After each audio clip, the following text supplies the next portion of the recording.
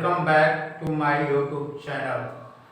In previous class, we have already studied about how to classify the organism. So there are 7 obligate units of classification, 7 obligate units of classification: kingdom, phylum or division, class, family, order, genus and species.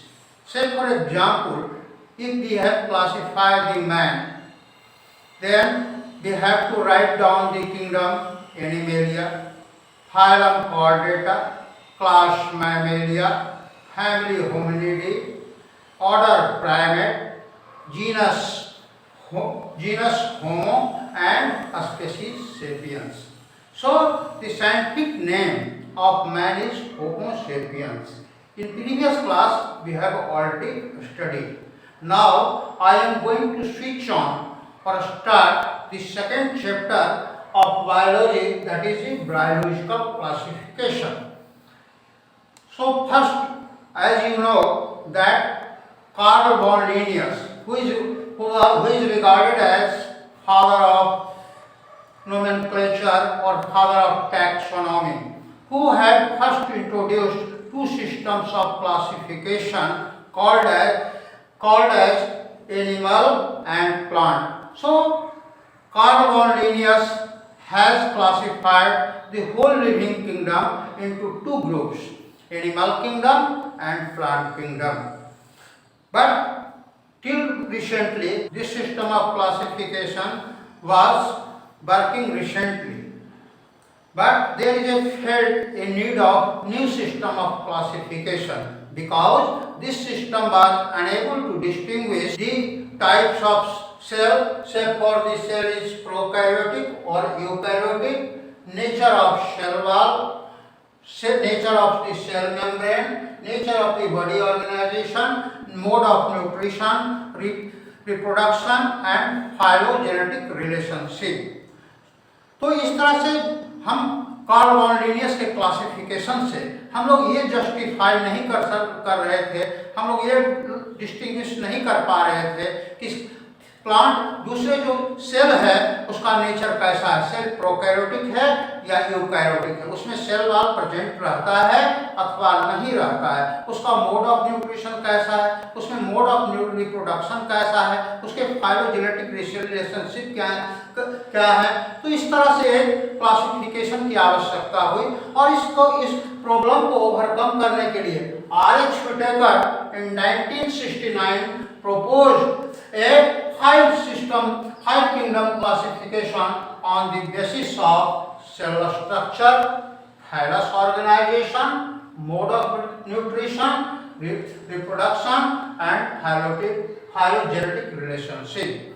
So R.H. Whittaker ने 1969 में एक classification का नया प्रारूप introduce किया, जिसको कि हम लोग 5 किंगडम क्लासिफिकेशन के नाम से जानते हैं। उन्होंने पूरे लिविंग वर्ल्ड को 5 किंगडम में डिवाइड कर दिया, बांट दिया: मोनेरा, प्रोटिस्टा, फंजाई, प्लेंटिव और एनिमेलिया। R.H. Whittaker का जो क्लासिफिकेशन का जो बेसिस था, आधार था, क्राइटेरिया था, वह सेलुलर स्ट्रक्चर के पर आधारित था, फाइलस ऑर्गेनाइजेशन पर, मोड ऑफ न्यूट्रिशन, रिप्रोडक्शन और फाइलोजेनेटिक रिलेशनशिप पर। So let us start the one by one the types of cell type. So let us start with the Monera. In Monera the cell type is prokaryotic. Monera में जो cell जो होता है prokaryotic, हम लोग जानते हैं कि न्यूक्लियस के आधार पर न्यूक्लियस सेल को 2 भाग में बांटा जाता है, एक प्रोकैरियोटिक सेल जिसमें कि प्रिमिटिव न्यूक्लियस पाया जाता है और एक यूकैरियोटिक सेल, अर्थात ऐसे सेल जिसमें कि प्रिमिटिव न्यूक्लियस होता है, अर्थात उसमें न्यूक्लियर इन्वेलप नहीं पाया जाता है, उसमें डबल मेम्ब्रेन बाउंड स्ट्रक्चर जैसे माइटोकॉन्ड्रिया, क्लोरोप्लास्ट ये सब नहीं पाए जाते हैं और जिसमें डबल स्ट्रैंडेड डीएनए नहीं पाया जाता है, उसको हम लोग प्रोकैरियोटिक सेल कहते हैं। और ये सब स्ट्रक्चर जैसे जिसमें कि न्यूक्लियर इन्वेलप पाया जाता है। Mitochondria, chloroplast, double stranded DNA पाए जाते हैं, उसको यूकैरियोटिक सेल कहते हैं। तो हम लोग देखते हैं कि Monera in kingdom Monera the cell type is prokaryotic. So cell is primitive in nature. They have primitive nuclear envelope. Another cell wall is non-cellulosic. खास करके मोनरा में हम लोग जो देखते हैं कि सेल वॉल जो होता है उसमें सेलुलोज नहीं पाया जाता, सेल वॉल प्रेजेंट होता है। लेकिन जैसे कि प्लांट किंगडम में हम लोग देखते हैं कि सेल वॉल मतलब प्रेजेंट होता है लेकिन सेलुलोजिक होता है, मतलब उसमें सेलुलोज पाया जाता है। लेकिन इसमें जो सेल वॉल होता है मोनरा किंगडम में वो नॉन सेलुलोजिक होता है। न्यूक्लियर इन्वेलप जैसा कि हम यहाँ पर देख रहे हैं कि प्रोकैरियोटिक सेल है, तो प्रो मींस में होता है प्रिमिटिव एंड कैरियोन्स मींस होता है न्यूक्लियर, मतलब अर्थात इसके जो न्यूक्लियस है वो प्रिमिटिव न्यूक्लियस है। तो इसमें जो सेल न्यूक्लियर मेम्ब्रेन जो होता है वो एब्सेंट होता है, अर्थात नहीं पाया जाता है।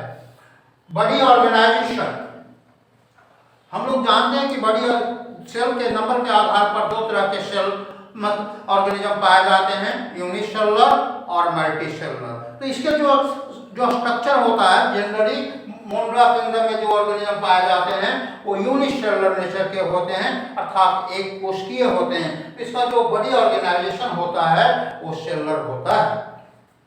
मोड ऑफ न्यूट्रिशन अधिकांशतः जो कुछ ऐसे बैक्टीरिया होते हैं जैसे कीमोसिंथेटिक बैक्टीरिया जो कि अपने फोटोसिंथेसिस के द्वारा अपना भोजन स्वयं बनाते हैं। They have ability to perform photosynthesis and they are able to manufacture their own food. So some organisms of the Monra kingdom, Monrans are photosynthetic, and some are unable to manufacture their own food by the process of photosynthesis. So some are heterotrophic. So generally in kingdom Monra, all bacteria are the general example of kingdom Monra. तो जितने तरह के bacteria आते हैं सभी मोनरा kingdom में belong करते हैं। Now we come to the another kingdom that is called Protista. In Protista the cell type is eukaryotic.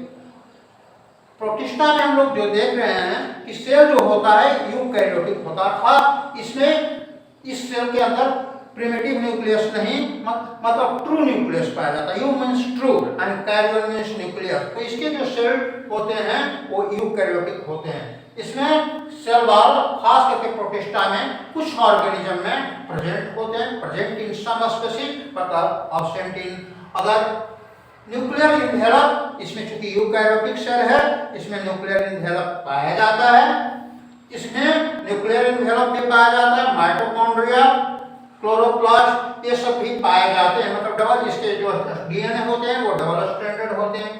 इसका जो बॉडी ऑर्गेनाइजेशन होता है अधिकांशतः इसके भी जंतु जो ऑर्गेनिज्म होते हैं वो यूनिसेलुलर होते हैं, मतलब सेलुलर स्ट्रक्चर, इसमें कोई टिश्यू ऑर्गन या organ system of level of organization नहीं पाया जाता है। मोड ऑफ न्यूट्रिशन इसमें प्रोटिस्टा में हम देखते हैं कि some species of the protista जैसे यूग्लिना वगैरह होता है ऑटोट्रॉपिक होते हैं। So they are able to manufacture their own food by the process of photosynthesis, but some protistans like the protozoa are heterotrophic in nature and they are unable to manufacture their own food. So in protista we have euglena, we have the common example euglena, paramecium, amoeba, etc. Now the third kingdom is fungi. Third kingdom is fungi. This is fungi. The cell of fungi is eukaryotic. Fungi के जो cell type है वो eukaryotic अर्थात इसमें मतलब true nucleus पाया जाता है।